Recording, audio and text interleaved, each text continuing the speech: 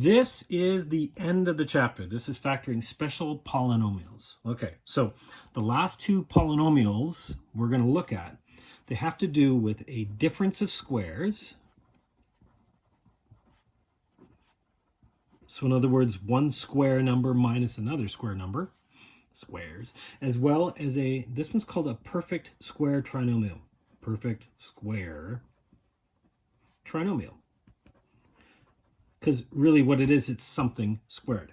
So first off, let's look at the difference of squares. It's going to be a square minus a square. So a polynomial that results from multiplying two conjugate binomials. Binomials. What? Conjugate binomials are like the exact same thing, but one's a plus, one's a minus. Yeah, they have the same terms. However, they have opposite signs. What do you mean? Hang on.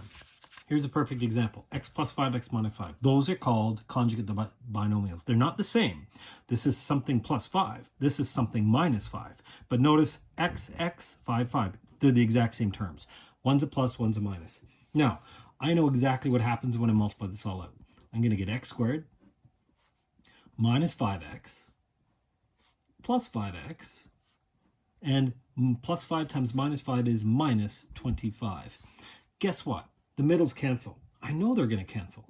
What do I end up with? I end up with like x squared, take away 25. That's 5 squared. That's a square minus another square. See, that's called a difference. Oh, hang on, bring it. Difference of squares. See, it's a square number minus another square. It has to be a minus. Why does it have to be a minus? Because plus times negative, right, gives me minus 25. If this is plus, it's not going to work. And yeah, I'm not going to write it as 5 squared. I can write that as 25 because I know that that's the same as saying 5 squared. So what about this one? 3x plus 7, 3x minus 7. They're the exact same, right? But one's a plus, one's a minus. Those are called conjugates. So 3x times 3x, 9x squared. 3x times minus 20, minus 21x. Plus 21x. Guess what? I know they're going to cancel. 7 times 7, well, minus. So it's got to be minus 49. So these two always cancel. And I end up with 9x squared. In other words, that's 3x times 3x, right? That's the square. Minus 7 squared, 49. That's a difference of squares. It's a square number minus another square number. Right? So you probably don't need to do all these steps here. You could probably do backwards. Say, look, 3x plus 7, 3x minus 7. I know that's exactly what it is. X squared and 25. So it's x squared, or x and 5. X plus 5, x minus 5. So if I was to factor this thing, x squared minus 64, notice that's a square. 8 squared. So really, I'd be looking for a product of negative 64 and a sum of, well, the sum is the middle. It's 0. So in other words, tell me two numbers that multiply to 64, negative 64. One's a plus, one's a, hang on, it's got to be plus and minus 8 because they add up to 0. Yeah, because there is no number in the middle. Well, guess what? I know that if I go x squared plus 8x minus 8x minus 64, if I was to factor this thing the long way, right, factor out the x plus 8, factor out minus 8, x plus 8, you can kind of see what you're going to get. You're going to get x plus 8 as one of the factors. X minus 8 is the other factor. You don't need to show all those steps because you recognize it. It's a square minus a square. They're going to be conjugates. One's a plus, one's a minus. So this is called a shortcut. It's really this. They call it a squared minus b squared. So it's something squared and something squared. If I have a difference of squares, I can make that a plus b, a minus b. I don't need to show any work. I know that's what it's going to be. They're going to be conjugates. First plus the second, no. Keep in mind, I'm keeping the order the same. x, 8, right?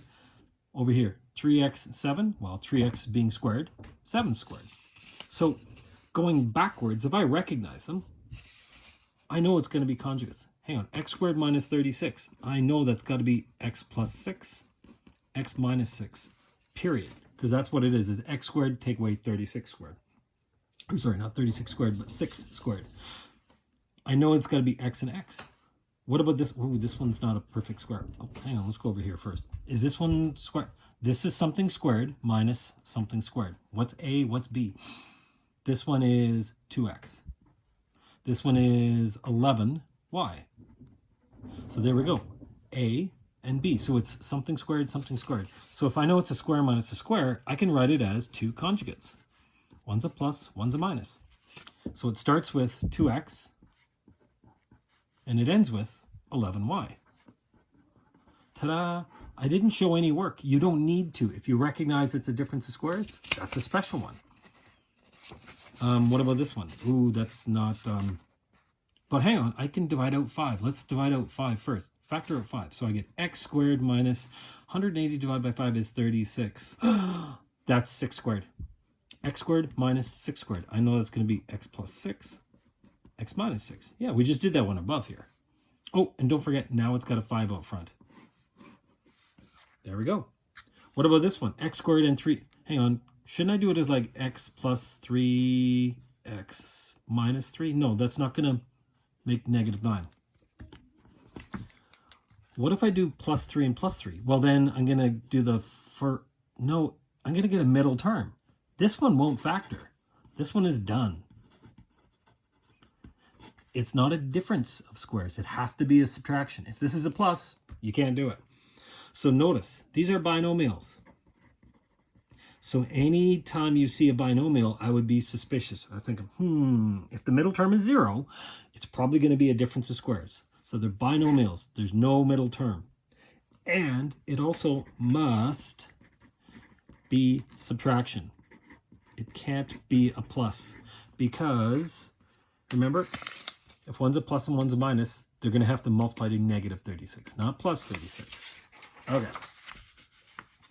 So the other one's called a perfect square trinomial. So it's not where it's both one's a plus and one's a minus. Now, this is a polynomial that results from multiplying a binomial by itself. Oh, in other words, you're squaring something. Yeah. So, for example, this one, right? A lot of people want to go 3x times 3x, 9x squared plus 49. No, that's wrong. I know that that's wrong because if I was to expand it all out, oh yeah, that's not going to work. So you know what? Let's not do that. Think about it. If we were to do the full steps, x times x, I know I'm going to get x squared. X times 5 plus 5x. 5 times x plus 5x. And the last one is 5 times 5 plus 25. These don't cancel, but they are the same. So you know what? I do have a bit of a shortcut. So I know this starts with an x squared, and I know it ends with a 25. And what do these two in the middle become? It goes 5 times x doubled. So plus 10x. So that's a pattern that I can recognize. I don't even need to show that step. I know that it's going to be x plus 5 squared. That's a perfect square binomial. It's a binomial squared.